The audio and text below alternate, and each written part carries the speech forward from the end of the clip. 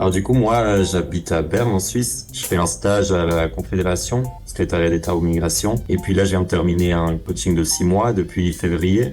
J'ai été très satisfait de ce coaching, et surtout sur les photos, on voit une grande différence. Bon, moi, ça fait vraiment assez longtemps que je faisais du fitness, en fait. J'ai commencé à aller dans un physio pour des problèmes de dos. Donc, le physio, en fait, ils avaient une salle aussi où ils avaient plein d'appareils de fitness et tout ça. Et puis, c'était important de me muscler le dos pour améliorer ma courbure, etc. J'ai commencé comme ça il y a presque 10 ans finalement. Bon, il y a eu des moments où j'ai arrêté, donc j'étais pas très régulier. Après, j'étais à l'université, donc j'allais au fitness de l'université. Mais c'est vrai que avec le recul, je m'aperçois maintenant que je savais pas exactement comment faire les exercices. Enfin, disons aussi, je faisais que les exercices qui m'arrangeaient un peu. Enfin, j'allais sur des machines un peu plus simples. En fait, j'allais pas jusqu'au quasi-échec musculaire. Non, pas du tout. Il y a eu 2-3 fois des gars qui m'ont expliqué un peu comment faire les exercices parce que je faisais pas vraiment comme il faut. Et que j'avais pas vraiment regardé de vidéos ou vite fait peut-être comment faire les exercices. Donc j'ai pas beaucoup vu de progrès jusqu'à il y a peut-être quelques années. En tout cas, je pense disons 2014 à 2021-22, je pense. Ouais, peut-être disons 2022. Je pense que j'ai pas vraiment pris de poids. J'ai toujours été très maigre, donc j'ai toujours voulu prendre du muscle, prendre du poids, qui était vraiment hyper difficile pour moi. Malgré le fait que je mangeais quand même, ou du moins, en tout cas, j'avais l'impression de quand même pas mal manger dans les repas du dîner. C'est ce que tu m'avais dit, ouais. Etc.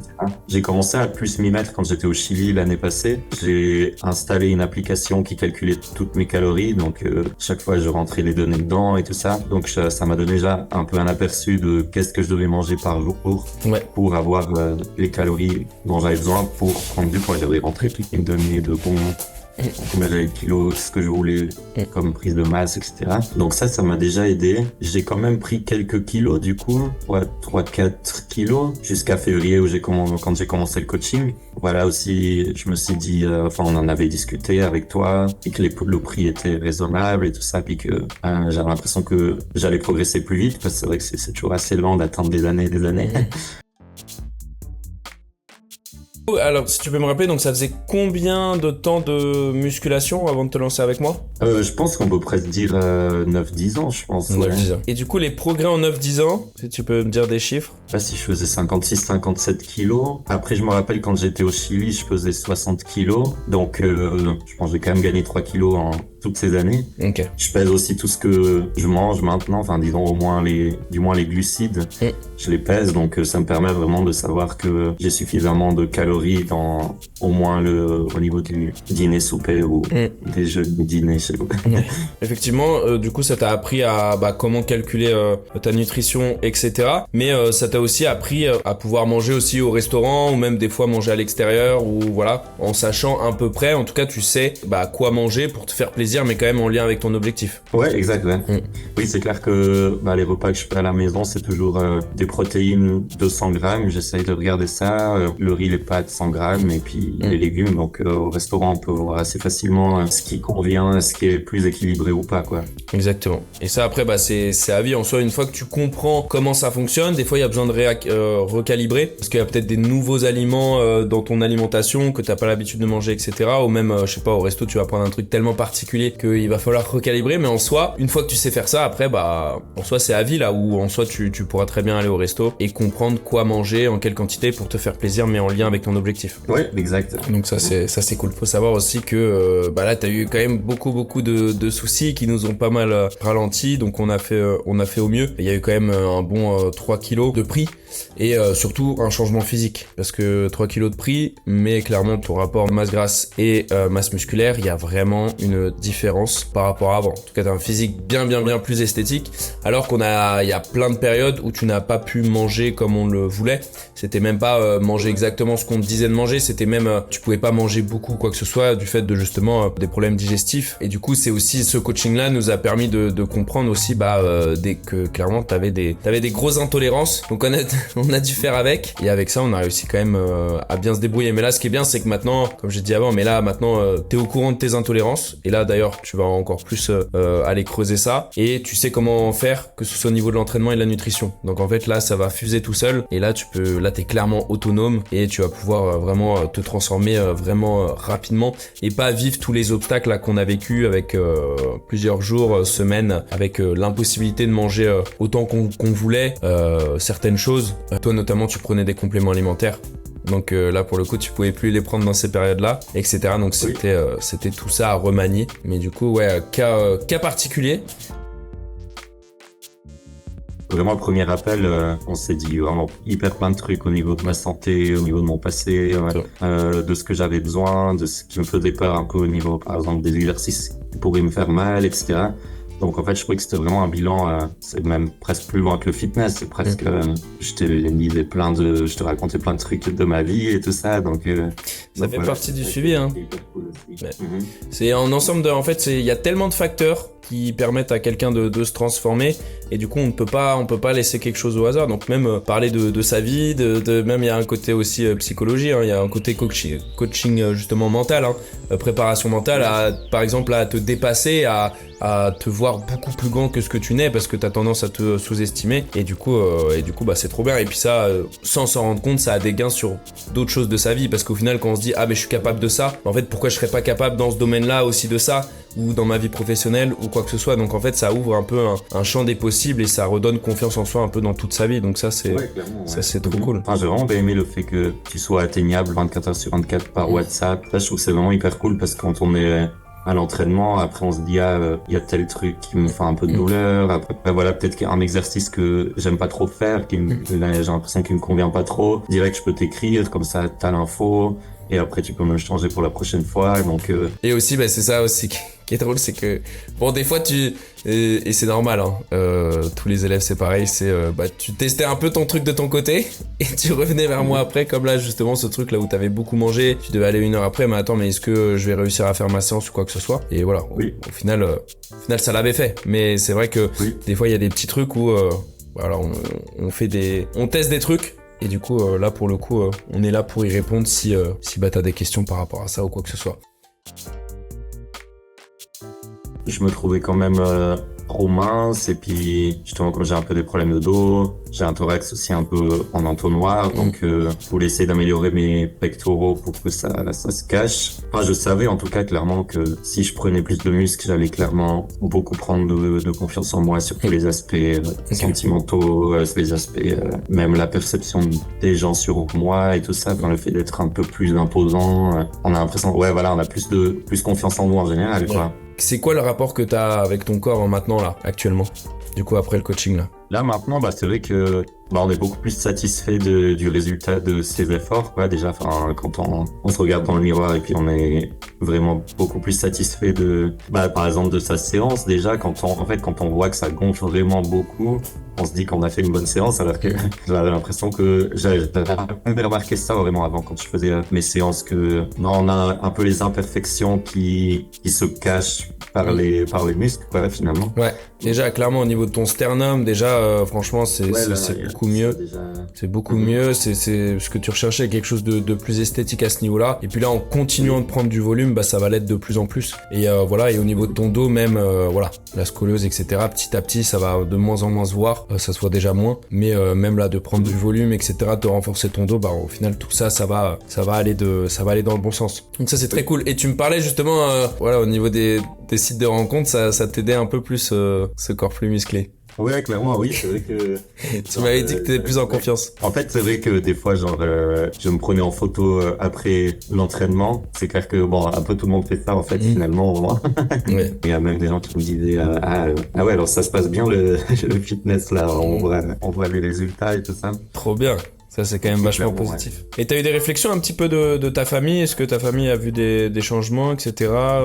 J'ai des amis qui ont dit qu'on voyait. Enfin, par exemple, c'était marrant. J'ai envoyé à des amis genre une photo je voyais que mon bras, il avait bien rempli mon t-shirt. Ouais, la photo que tu m'as envoyée, ouais. C'est marrant parce qu'avant la séance, ça remplissait pas bien. Et après la séance, je voyais que le bras remplissait complètement la manche. Et puis, en fait, elles m'ont demandé, mais c'est toi, les deux.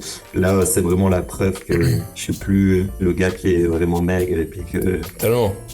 Ils t'ont dit, mais t'es tout maigre, faut manger, ou des choses comme ça, des petites réflexions comme ça que, en fait, le problème un peu, c'est quand on est maigre, il y a pas mal de gens qui nous envient. En fait, surtout, il y a beaucoup de filles qui nous envient d'être maigres, mais en tant que gars, en fait, on n'a pas envie de ça. Totalement. Les gens nous disent assez facilement, t'es maigre, t'es tout maigre ou ça, genre en pensant pas que ça vexe. Et puis finalement, c'est vrai que ça vexe surtout quand on veut prendre du poids et puis que on se dit j'ai quand même pris un peu de poids. Et puis mais t'es tout maigre et puis on se dit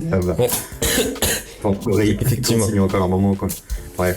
Effectivement, tu parles à un ancien skinny là, donc je vois exactement ce que tu veux dire. On se rend pas compte, dire à quelqu'un, tu es gros, oui, là, tu te doutes que là, tu vas éviter. En fait, mais par contre, par contre, t'es mince ou t'es maigre, on a l'impression qu'il y a pas de conséquences, alors qu'au final, c'est les mêmes conséquences. En tout cas, les personnes peuvent le vivre aussi mal que d'un côté que de l'autre. Et du coup, c'est vrai que ça blesse un peu. Et c'est trop cool de voir, quand les gens commencent à te dire, t'es un peu plus pris. T'es moins mince qu'avant, etc. Tu commences à être musclé, etc. C'est quand même vachement positif. En tout cas, même le rapport à soi-même, le rapport aux autres, etc. il change. Hein. Clairement, il change. Ouais, c'est ça, ouais. Clairement, t'as pris de partout. Malgré les complications, t'as vraiment bien pris. Et voilà, donc là, tu vas te passer du XS au S. Et la prochaine étape, là... Dans 6 mois, tu passes au M, même au L. Ouais. On part là-dessus. Oui. On part là-dessus. Ouais, exactement. Le fait d'avoir un coach qui te suit sur WhatsApp 24h/24, je trouve ça hyper cool. Déjà, lors de notre premier appel, j'ai l'impression que j'avais appris déjà tellement de choses à mesure. En fait, je pouvais essayer de faire les choses. On se fait de nouveaux conseillers. Il y a encore plus de conseils après. Ouais, je voyais vraiment, en fait, les techniques que tu dis aussi sur ton Instagram de arriver à 1 ou 2 répétitions de l'échec musculaire. Ça, je le faisais pas avant. Et puis, j'ai l'impression que ça a fait vraiment énormément, en tout cas, sur ma prise de muscle. Énormément. Et puis, il y a pas longtemps, si tu m'avais donné un petit conseil, il fallait se dire, là, si j'arrive pas à faire tant, je me dis avant de commencer, si j'arrive pas à faire 10, je me fais tuer. Et puis, en fait, ça a hyper bien fonctionné. C'est moi, vraiment, vraiment. Augmenté. J'ai fait une séance biceps, triceps, une séance bras, où j'ai augmenté dans tous les exercices j'ai augmenté d'un cran dans tous les exercices, en tout cas. Et ça m'était jamais arrivé avant. En principe, je faisais peut-être 10 répétitions, après 12 répétitions, après 8. Ça allait 1 mois avant que j'aille au palier suivant, quoi. Ouais, c'est un peu une sécurité de se dire non, tu vas pas aller trop loin. En tout cas, on a toujours l'impression, on se sous-estime, très souvent. Et surtout le plus souvent on se dit c'est bon là, c'est déjà assez difficile, je m'arrête. Mais en fait non, on est encore loin de ce qu'on peut. Et le corps pour croître musculairement, il a besoin d'avoir la nécessité de devoir s'adapter, donc de croître musculairement. Et en fait tant que tu te rapproches pas proche de l'échec musculaire, le corps il voit pas l'utilité de construire du muscle, parce que lui il se dit ça va juste être une charge en plus, je vais devoir manger plus, je vais dépenser plus de calories. Donc en fait juste pour notre survie, en fait le corps se dit je vais pas construire du muscle. Donc il faut vraiment qu'il ait une nécessité. Et du coup ça c'est vraiment toi de ton côté là, t'as vraiment réussi à comprendre ça. Et du coup tes entraînements ils ont vraiment changé là-dessus, quoi. Il y a vraiment une énorme différence avec avant. Même quand tu m'expliquais ce que tu faisais avant, t'allais à la salle vraiment de manière aléatoire. Tiens, qu'est-ce que je fais, allez hop, je fais ci, je fais ça. Ouais, j'allais plutôt dans des machines guidées parce que j'avais peur un peu de me faire mal au dos surtout. Donc ouais, c'est vrai. C'était un peu ça, mais c'est vrai que les exercices sur banc sont vraiment efficaces et puis on est assez bien calé et tout ça, donc ça aide bien, quoi, de faire un peu un mix et tout ça, quoi. Le fait de se construire une fausse adrénaline dans la tête fait que en fait on va tellement plus loin que ce qu'on pourrait penser.